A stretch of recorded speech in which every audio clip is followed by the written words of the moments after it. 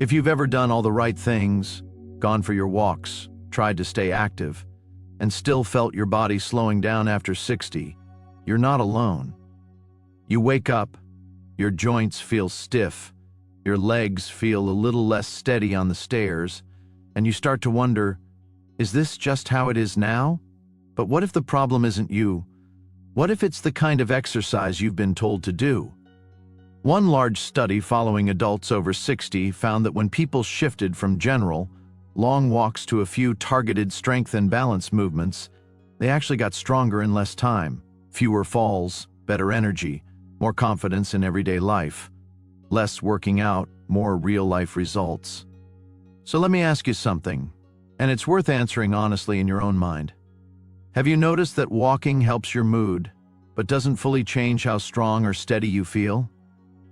If you have, that doesn't mean you failed. It usually just means your body is asking for something more focused, the kind of senior health tips that don't just keep you moving, but help you move better. Today, we're going to walk through 5 simple, powerful exercises you can do at home to help future-proof your body after 60. No fancy equipment, no gym, just small, intentional movements that work with your changing body, not against it. You don't have to do them all perfectly. You just have to begin. Let's start with the first movement, because it's one almost everyone can try today. A gentle wall push-up with a pause. Picture this. You're standing in your kitchen, late morning light on the wall. You take a small step back, place your hands on that wall at shoulder height, and lean your weight in, slowly, with control. You hold for a few seconds. Your arms, chest, shoulders, and even your core start to wake up. This version of a push-up isn't about being fit in the gym sense.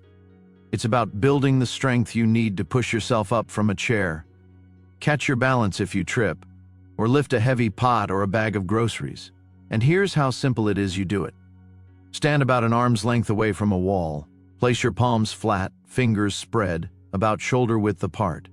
Keep your body in a straight line from head to heels, no sagging, no arching. Now slowly bend your elbows and lean toward the wall. Take about 2 seconds to move in. Stop just before your nose touches the surface. Hold this position for 3 to 5 seconds.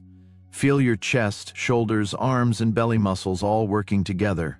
Then, gently press yourself back to standing in another 2 seconds. That time under tension, the slow in, the pause, the slow out, is what helps your muscles respond even after 60. You're telling your body, we still use this strength. We still need it. If wall push-ups are new to you, start with 5 slow repetitions. Over time, you can work your way up to 10, then 15. If it feels too easy, step your feet a little further back. If it feels too hard, simply move a bit closer to the wall. You're not chasing perfection here. You're building a base, the kind of strength that shows up when you reach out to catch yourself, not just when you're exercising. Now that you've started waking up your upper body, we can shift our attention lower to your legs, because number 2 on our list is seated leg lifts with gentle resistance. If you've ever felt your legs grow tired on the stairs, or noticed it takes more effort to get up from a low seat, this one is for you. To perform this movement, you want to sit tall on a sturdy chair, feet flat on the floor, hands resting lightly at your sides. Feel your back supported. From here, straighten one leg in front of you as best you can. Your knee doesn't have to lock out, just extend until you feel your thigh working. Lift the leg until it's roughly parallel to the floor or as close as your body allows today. Hold for 2 seconds. Slowly lower the leg.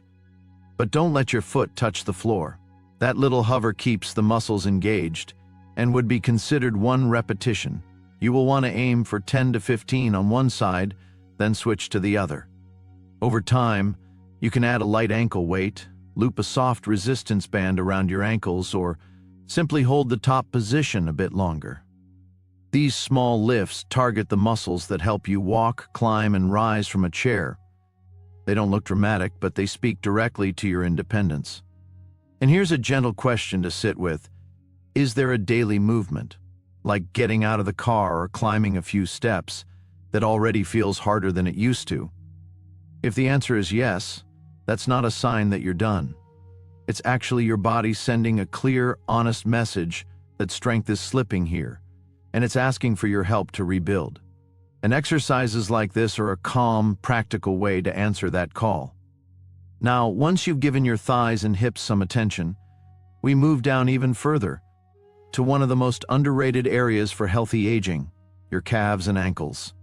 The next movement is known as standing heel raises, with a gentle balance challenge. Stand behind a sturdy chair or at a countertop. Lightly rest your fingertips there if you need support. Feet are about hip width apart. Posture tall, eyes looking forward, not down. Rise up onto the balls of your feet, as high as feels comfortable. At the top, pause. Hold that tall, lifted position for about 3 seconds. Feel your calves working, your ankles steadying, your toes pressing into the floor. Then slowly lower your heels back down, taking about 3 seconds. That slow up and down transition helps your muscles, tendons, and even your circulation. Your calves act like little pumps, sending blood back up toward your heart and brain. When they're stronger, your balance and energy often improve too. Start with 10 repetitions. As you get steadier, work your way up to 20 to 25. When that feels solid, you can try lifting one foot slightly off the floor and doing the heel raise on one leg at a time, perhaps still holding the chair gently with your fingers until your balance improves. Many older adults say, "My balance just suddenly got worse." But the truth is, it usually fades slowly, in tiny, unnoticed steps. This simple exercise is one of those senior health tips that helps you reverse that drift, one calm repetition at a time. By now, you've woken up your upper body, your thighs, and your lower legs. Next, we bring it all together with a movement you already do many times a day, the sit to stand, or also known as the modified squat to a chair. And no, there is no gym, just you, a chair, and gravity. To perform this movement, stand in front of a sturdy chair with your feet about hip width apart, toes turned slightly out, and imagine you're about to sit down. Push your hips back first, like you're trying to gently tap the chair with your hips before your knees bend too much. Let your knees bend as you lower, chest staying lifted, eyes forward. Take about 3 seconds to lower yourself. Lightly touch the chair with your hips, but don't fully relax or flop down. Then press through your heels and stand back up in about 2 seconds, gently squeezing your glutes as you rise. That would be one successful controlled sit to stand. Start with 5 to 8 repetitions. Over time, aim for 10 to 15. When that becomes easier, you can use a slightly lower chair, cross your arms over your chest instead of using the armrests, or eventually add a light hand weight. This simple pattern trains the very movement that often predicts independence, being able to stand up from a chair without help. And here's something worth asking yourself.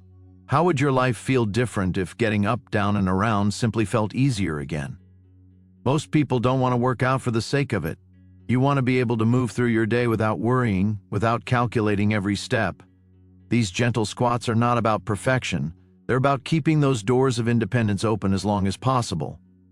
With that said, we come to the last exercise, the one that quietly supports almost everything else: your balance, your back, your brain, and your overall coordination. It's called the bird dog hold, and despite the funny name, it's one of the most powerful full-body patterns you can use after 60. Imagine you're on a comfortable mat or soft rug.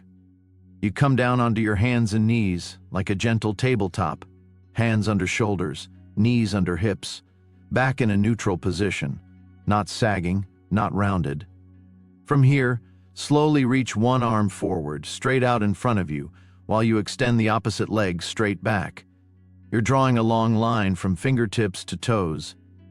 You hold this position for about 5 seconds. You breathe. You notice your core working to keep you from tipping. You notice your back muscles gently waking up. Then you slowly lower the hand and knee back to the floor and switch sides. At first, you might wobble, and that's okay. That wobble is your brain and body reconnecting, building new pathways. Over time, you can increase the hold from 5 seconds to 8 to 10 seconds. Add a tiny lift pulse at the top, raising the arm and leg just an inch, then returning to that long line, or, once you feel confident, briefly close your eyes while you hold, only when safe, to challenge your inner balance system. Make sure to breathe slowly through your nose while you hold the position. Feel your rib cage gently expanding. Let the breath anchor you. Many people accidentally hold their breath when a movement feels hard, but soft, steady breathing actually makes you more stable and keeps your blood pressure calmer. This movement asks both sides of your brain to communicate. It challenges your stability, your focus, and your awareness of where your body is in space. That's why it's so powerful for fall prevention and back health, and why it shows up so often in high-quality senior health tips. When you put all 5 of these movements together, wall push-ups, seated leg lifts, heel raises, chair squats, and bird dog holds, you create a short, focused routine that supports your entire life, not just your workout time.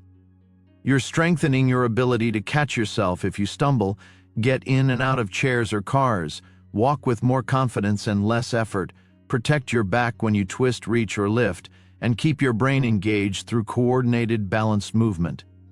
So, here's a final question to reflect on. If you gave yourself just 20 to 25 minutes, 3 or 4 days a week, what kind of future are you building for your 70s, your 80s, and beyond? Because that's really what this is about. Not chasing youth, but building a stronger, steadier version of the age you are. And remember, you don't need to be perfect, and you don't have to start with the full routine.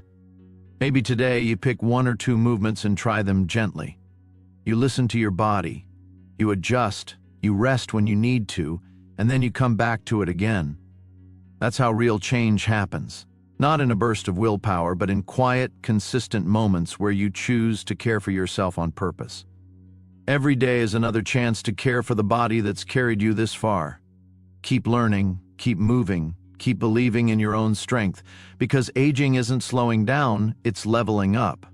If today's message resonated, take a moment to subscribe, leave a thought in the comments, or share this video with someone who could use a little encouragement. Because together, we're proving that aging well isn't the exception, it's the standard.